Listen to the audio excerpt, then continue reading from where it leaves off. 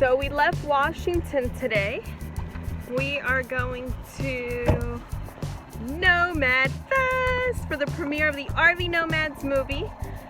But we are going a little bit of a long route, and that's because we want to go see the Grand Canyon. We have never seen it, never experienced it, and we have a little bit of time to play with before we have to be there.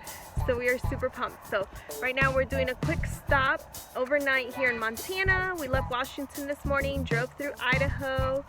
So beautiful. And now we're gonna stop here in Montana, actually at the casino that we stopped with Hebert's Travels.